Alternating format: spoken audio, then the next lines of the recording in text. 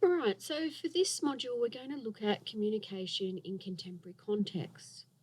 One of the things which is particularly noticeable about this context, in modern Australia, is that there is so much more cultural diversity, not just amongst Aboriginal and Torres Strait Islander people, but amongst the population generally. So some of our key terms, really need to consider what happens when there are possible communication barriers in this new context. Okay, so what happens when there's miscommunication? What happens when we interpret things through our own particular cultural lens and that's not how it was intended? All right. So one of the first barriers is ethnocentrism, okay, which is the belief in the inherent superiority of your own ethnic group or culture, and the tendency then to view other groups or cultures from your own position, but also making false assumptions, which generally position that other group as somehow being lesser to your own group. All right. So we really want to try and make sure that when we look at Aboriginal materials, that for some of us that might entail having to have a cultural shift. So changing your cultural lens, changing the way that we judge other people, shifting our attitudes, and working out a new self-determining way for us to go forward, not just, as academics, but also into our everyday life. Okay. So, some people say that inter or cross-cultural communication is now the new norm, that wherever we work, wherever we study, even just in our everyday interactions, like going to the shops, we're going to be engaging with people that have a different cultural background to us, who are socialised in different ways, and who we might have stereotypes about, or who might have stereotypes about us. These kind of stereotypes and assumptions are what we call a kind of cultural baggage.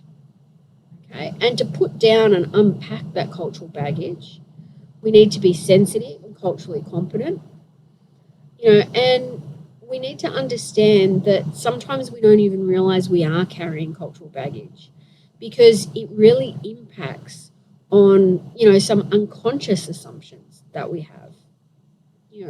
So, one of the big stereotypes is that Aboriginal people, in an urban situation are often, not as visible. And people make assumptions that, the more urbanised Aboriginal people are, that there's somehow correspondingly a decrease in their cultural authenticity. And that's really something that's worth challenging, and people do it through language, so we'll see media representations or just general social discussions that talk about real Aboriginal people. But the thing is, if you're talking about real Aboriginal people, correspondingly, you're also arguing that there are Aboriginal people who are not real.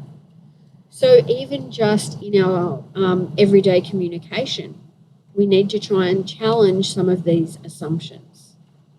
A lot of people still believe it's about blood percentages, which is referred to as blood quantum.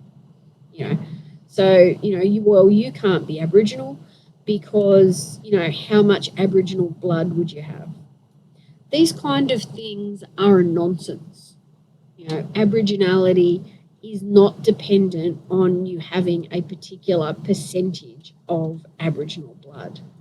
And in fact, that whole notion is just racist and ridiculous.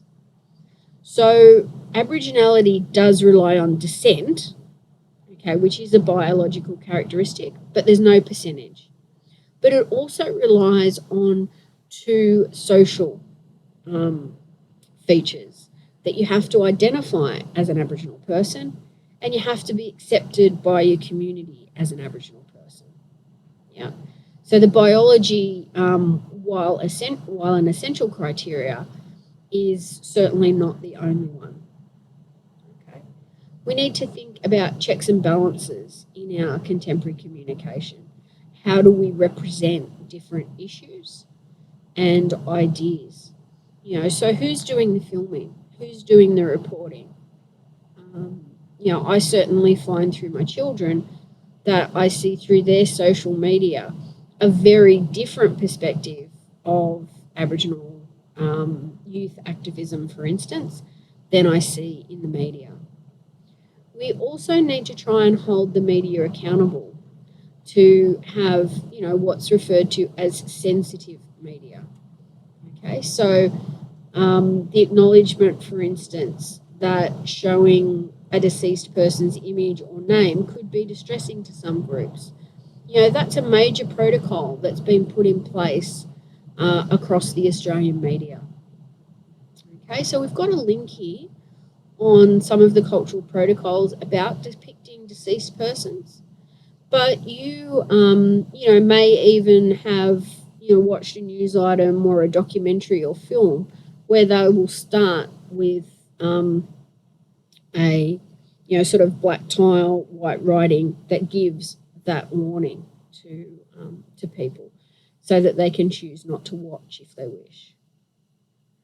Okay, we can also see that, there's a very particular way about reporting on violence in Aboriginal communities that is often far more negative and stereotype driven than for other forms of violence in the community.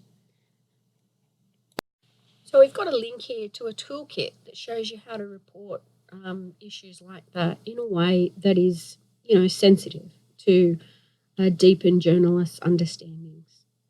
We can also see, and this very much comes from that Western perspective, the idea of some works, particularly artistic works done by Aboriginal and Torres Strait Islander people, that fall into the category of what's referred to as postmodern.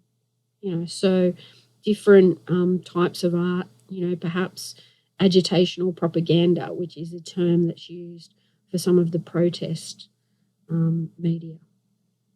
Okay, but then we can also see some examples of contemporary community communication, which is things like community broadcast. So there is a whole range of Aboriginal and Torres Strait Islander media which operate across Australia. And, that might be worth something, for you to have a listen to or have a look at. And we can also see that there's some Aboriginal and Torres Strait Islander, media like Karma, the Central Aboriginal Australian Media Association, which has been operating since 1980. So that's a very long period, not just for the business to be operating, but for us to start to see some trends in usage and, how Aboriginal communities are responding to this media. Okay, but it broadcasts to over 70 remote locations. We can also see that, more recently with things like, online streaming services, that groups like NITV have become particularly important. So if you look online, you can see NITV and you can also get it through things like Fox. Okay, so another body is the Indigenous Remote Community Association, which covers Northern Territory, Queensland, South Australia and Western Australia, and it's the national peak body representing remote Indigenous media and communications. Okay, and it also, promotes the role of media for Aboriginal and Torres Strait Islander people.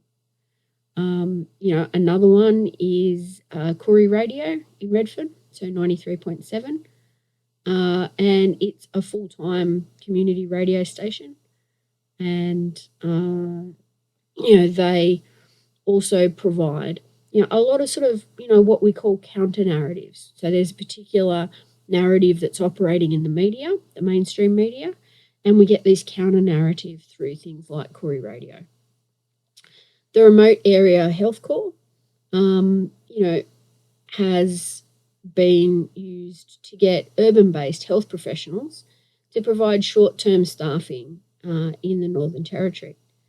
And one of the things that they do with that is that there can be, electronic diagnoses, and you can also, get treatments for patients in their communities rather than them having to leave. Excuse me. Then there are things like, cartoons that have been made for kids, so that kids see themselves represented in, in children's media. So things like Little J and Big Cuz on NITV, are one example of that.